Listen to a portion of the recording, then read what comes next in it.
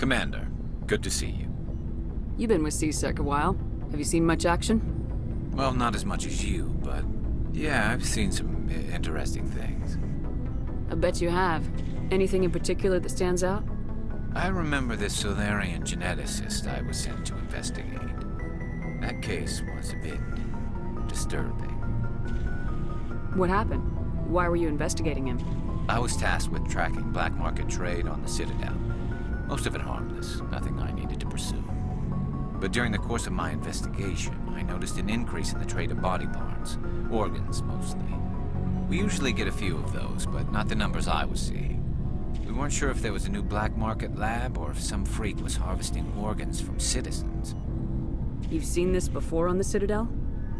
Every so often, some lab sells unwanted parts through the black market, but they're not as bad as the psychos. I remember this one Elcor diplomat we caught in my first year on the job. He was hacking people up and selling their organs, had the station in a bit of a panic. But this case wasn't that clear-cut. Turns out there was more going on than we first realized. So how did you figure out what was happening? First, we got a hold of a sample and ran DNA tests. The weird thing was, the match led us to a Turian who was still alive and was very convinced he'd never lost his liver. After a bit of digging, I discovered this Turian worked briefly for Dr. Salion, the geneticist. So I went to his lab hoping to find evidence of cloned organ development, but there was nothing. No Solarian hearts, no Turian livers, not one Krogan testicle. You're kidding, right? Why would anyone want Krogan testicles? Some Krogan believe that testicle transplants can increase their virility, counteract the effects of the genophage. It doesn't work, but that doesn't stop them from buying. They'll pay up to 10,000 credits each. That's 40,000 for a full set. Somebody's making a killing out there. What'd you do about the geneticist? I brought in some of his employees for interrogation to see if I could get them to talk. While I was interviewing one of them, I came across something suspicious. You mean threatening? Was that really necessary? Maybe, maybe not. Either way, it paid off. One of my detainees started bleeding profusely during the interview.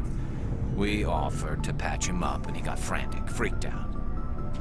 I ordered a full exam to find out what was going on. Our medics found incisions all over his body, some of them fresh.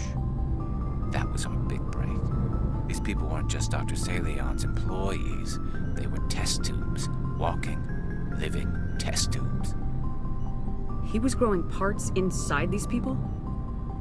Exactly. He cloned their organs right inside their own bodies. Then he harvested them and sold them off. Most of the victims were poor. He'd pay them each a small percentage of the sales, but only if the organs were good.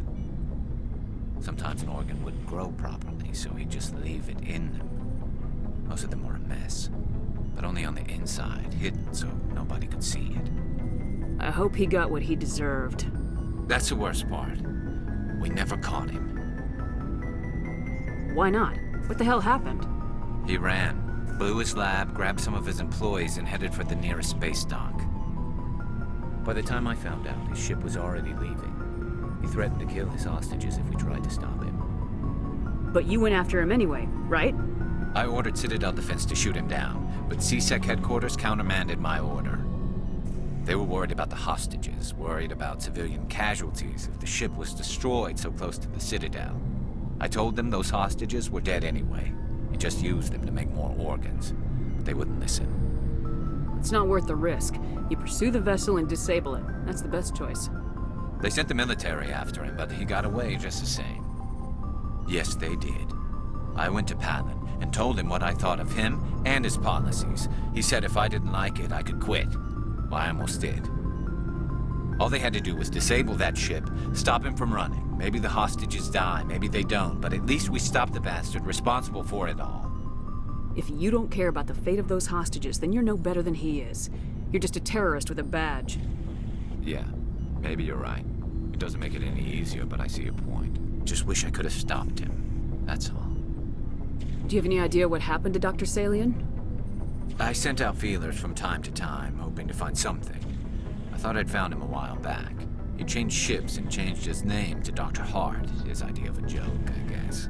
I told the military, but they weren't convinced it was him. I got the transponder frequency for his new ship, but I just can't get anyone to check it out. I'll check out the coordinates when I get a chance. I was hoping you'd say that. But Commander, take me with you when you go. If it's Saleon, I want to be there when you find it.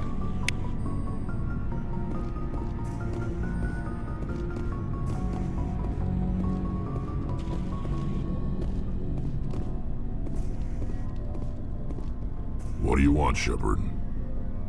Why did you become a mercenary? Lots of reasons. Such as? Such as, I needed to get out of our system. I needed to eat. I needed to survive. Why not stay and help your people? I tried to help. That's why I had to leave. What happened? I was betrayed. I was head of a small tribe. We were trying to restore order after the war, but the other tribes were against us. They followed Jared, one of the few warlords who survived the war with the Turians. But he was old, and so were his ideas. He wanted to continue the war. He wanted us to fight. Turians, Solarians, each other. It didn't matter who, as long as we were fighting. What did you want? I just wanted Jared to shut up, to stop his ranting. I wanted him to stop leading the tribes astray. But he couldn't understand how much things had changed. We didn't have the numbers to go to war. Even if we did, the genophage made sure we couldn't replenish our numbers fast enough. I told them all to forget about war. We needed to focus on breeding, at least for one generation. And for a while, we were getting through. Some of the tribes started coming around. I take it the warlord didn't appreciate that. No, he didn't. He arranged a crush with the tribes, a meeting on neutral ground. He wanted to talk. We met at the Hollows, near the graves of our ancestors. The skulls of our dead laid bare to remind us where we come from, and where we all go. It's as sacred as any Krogan place can be. Violence is forbidden. Sounds like a trap to me. You must have suspected as much. I did. But when your father invites you to a crush, well, there are some laws that even we hold sacred. Jared was your father? He was, until that day. We talked, but we didn't get anywhere. When it was clear that I wouldn't join him, he gave the signal. His men leapt from the graves of our ancestors like Krogan undead. The few that were loyal to me died quickly. I escaped with my life, but not before I sank my dagger deep into my father's chest. That is why I left, and that's why I'll never go back. You must have family other than your father. Don't you miss them?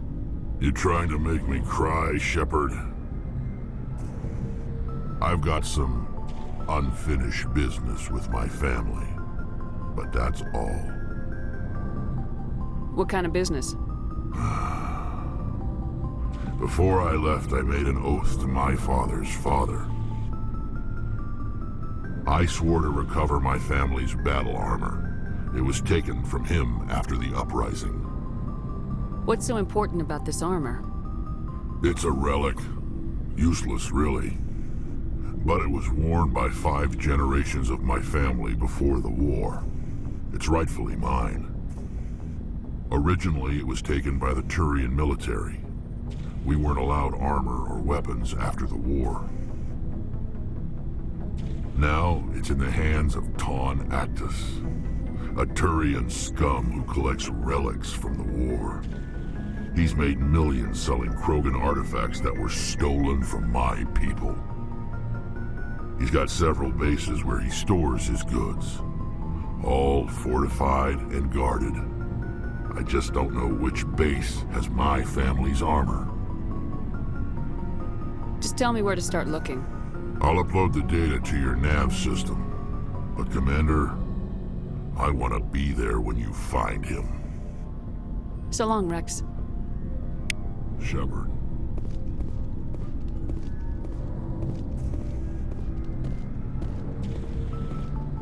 Commander?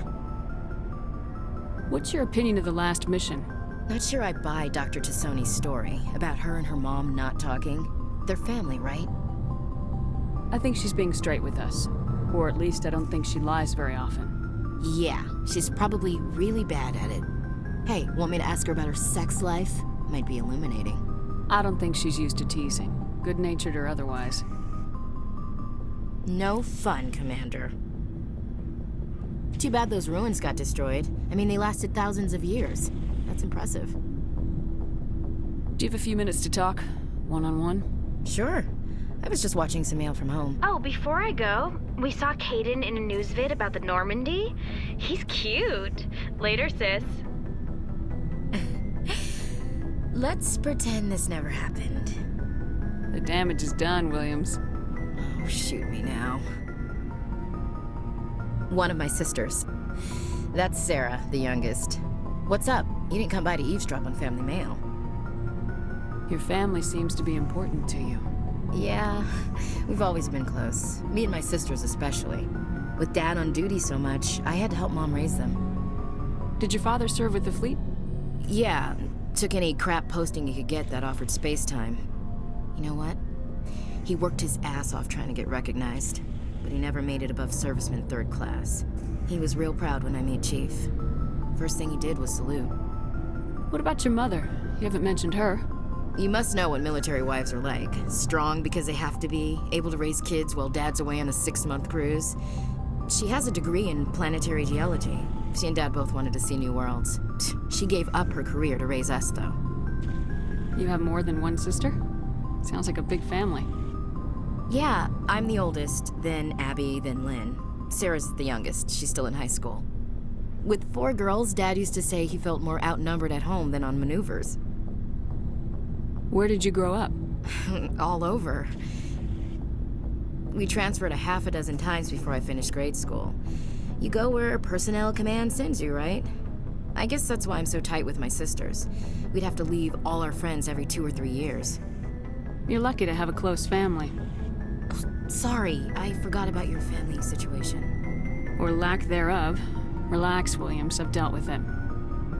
Asked me to clear a bunker of armed hostiles? No problem. Dealing with the foot in my mouth? Not so good with that. Things were tense between Sarah and me for a while. Then we bonded. Sounds like a story. Feel like sharing? Sarah got herself a boyfriend who wanted to go faster than she did, Mike. I didn't think he was a bad kid, just pushy. Lynn would send me these worried vid mails, and I'd tell her to relax. If he really liked her, he wouldn't be pushy. Yeah, of course, if he didn't ask at all, I'd wonder if he thought Sarah was ugly. Damned if you do, damned if you don't. Mike thought they'd go for a romantic walk in the woods, because he figured it was past time they did the deed. She levered Mike face first into a tree and left. Didn't have a scratch on her. Good thing Mom and Dad had us all learn some kind of self-defense. I took emergency leave and walked Sarah to school for a few days. Why didn't you tell the police? She said it wouldn't solve the real problem, and she and Mike would both become household names. It was a small colony. I said it was her call to make, that we should let her do it her way.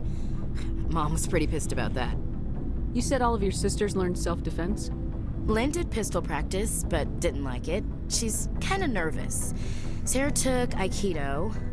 Abby decided to learn the sword. She always was a little weird. Likes big skirts and tops you have to tie her into. They do great things to her figure, though. So, what did you learn? One of Dad's friends taught me Marine hand to hand. You traveled all the way home to walk your sister to school. It was only a dozen light years, like a day's cruise. It's not like I was going to Earth or something. My last day out, Mike was waiting for us. Sarah had told her friends, so everyone at school knew what he did. He wasn't happy. I wanted to snap him in half, but Sarah gave me this look, this let me handle it, I need to do this alone look. She kept her cool, God bless her, as he screamed in her face. She just let him vent. Then he tried to punch her. I swear, she just flowed around him. Next thing I knew, he's face down on the sidewalk, and there's blood everywhere. That's unbelievable. Sarah must be as good as you. Better. I'm more or less a straight-up puncher. When he swung, she wasn't there anymore, and he fell. She helped him stop the bleeding and had me call an ambulance. She told the paramedics he fell. Before they took him to the hospital, Mike touched Sarah's arm. I thought he was gonna end up on the ground again. But he hung his head, whispered, "I'm sorry," and started crying. And she hugged him. The Williams women are a decisive bunch, Commander. We do things when we're ready. Not before, not after. Your sister's something else. But you didn't mention your father at all. Was he on deployment? Dad always wanted to serve in space, but he wanted us to have real ground under our feet. He'd say, space is beautiful, but you can't raise a family there. I cannot rest from travel. I will drink life to the lees. All times I've enjoyed greatly, have suffered greatly, both with those that loved me and alone. For always roaming with a hungry heart, much have I seen and known, cities of men and manners, climates, councils, governments. I didn't know you liked classical literature. Ulysses was my dad's favorite poem. Every time he shipped out, he recorded me reading it. He had a dozen versions when he retired. Does he still like it? I sure hope so. I read it to his grave every time I go home. Dad passed on a few years back. He's probably still watching, though. You mean from wherever we go after death? Dead on, Skipper. He's with God now. That's not a problem with you, is it? That I believe in God? You know that old saw, there's never an atheist in a foxhole? Well, I've been in a lot of foxholes. Yeah, I guess you have. I've met a few people who are really weirded out by my faith. Because I work in space, I can't believe in a higher power? Jeez. Hello, have you people looked out the window? How can you look at this galaxy and not believe in something? I should get back to my duties. Didn't mean to take up so much of your time. Dismissed, Chief. Ma'am.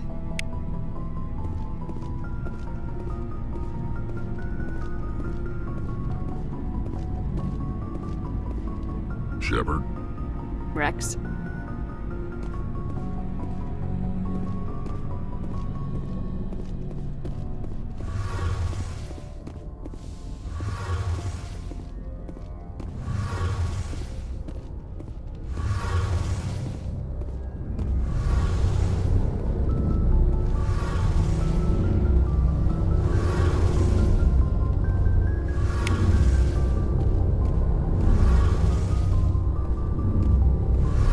Shepard, I'm glad you're here. Good to see you smiling again, so to speak. I'm sleeping much better now. I guess I'm getting used to how quiet your ship is. I still think a lot about my pilgrimage, though. I know Saren's our top priority, but with all the worlds we go to, I was hoping to find something to bring back to the flotilla. We've still got a long way to go. You'll find something to take back. Yes, but it cannot just be some derelict ship my people can use for salvage. It has to be more than that. There's a lot expected of me. What's so special about you? It's my father. He's the senior member of the Admiralty Board. He's one of only 5 people who can overrule the decisions of the Conclave for the good of the migrant fleet. My father is responsible for the lives of 17 million people. Our entire race is in his hands, and I'm his only child. So are you some kind of heir to the Quarian throne or something? No, it doesn't work that way. My father's position isn't hereditary. I'll probably never serve on the Admiralty Board myself. Officially, I'm just the same as any other citizen. But it doesn't work that way in practice. People have always treated me differently because of who my father is. You must get all kinds of special privileges. I probably had it easier than most growing up, but it's not all good. People like my father have enemies, and they're not above using me to get to him. That must be tough on you. My people place a high value on family and ancestry. There's an unspoken expectation that I'll live up to my father's example. Everyone's waiting for me to do something great on my pilgrimage, something that will forever change our lives for the better. If I don't, it's like I failed, and that reflects badly on both me and my father. The work you're doing here is more important than anything any Quarian's ever done before. Yes, I know. But you have to understand Quarian culture. We're a very insular society. The events beyond the flotilla don't much matter to the average citizen. Our greatest dream is that one day we'll return to our homeworld and drive out the Geth. But even if we stop Saren, that's not going to happen. There's still millions of Geth behind the veil. Until they're gone, our exile will continue. What would you need to bring back to make everyone happy? Something that would help us better understand the Geth. They've changed significantly since the exile. They've continued to evolve. We've done our best to study them, but it's not easy. They're very reclusive. Until recently, they never went beyond the borders of the Veil. And all the Geth we run into now are under Saren's control. We'd need to find Geth operating on their own, independently. But I don't want this to get in the way of our mission, Shepard. First, we stop Saren. Then I'll worry about my own problems. What was your father like? It wasn't easy growing up as the daughter of one of the Admiralty. Even before he joined the board, he was a prominent figure. People looked to him for leadership. He had to set an example, and he expected the same of his daughter. Plus, he was pretty strict, a military man through and through. He never allowed me to settle for anything less than excellence. As a kid, I sometimes felt like he was pushing me too hard. But now I'm old enough to appreciate what he taught me. The world doesn't owe us anything. If we want something in life, we have to earn it. Where was your mother in all this? Mother was around, but she always seemed to kind of blend into the background. Almost like she was overshadowed by my father. He tends to do that to people. She passed on about 5 years ago. Some airborne virus that swept through the fleet. Happens sometimes when the filters start to break down. I think my father took it pretty hard. After she was gone, he became even more focused on his work. I think that was his way of dealing with the grief. Sounds like a tough upbringing. You don't resent your father at all? Like I said, it wasn't easy. My father's not the kind of person you bond with. And he wasn't around all that much. Too busy. People counted on him, and he took his duties seriously. Even when he was around, he always seemed a bit distant. Like his mind was always somewhere else. Come to think of it, I can't ever remember seeing him smile. Not once. It's like he was always weighed down by all that responsibility. I mean, I know he cares about me, but he never really showed it, not in the usual way. I guess the best thing I can say about my father is that I respect him.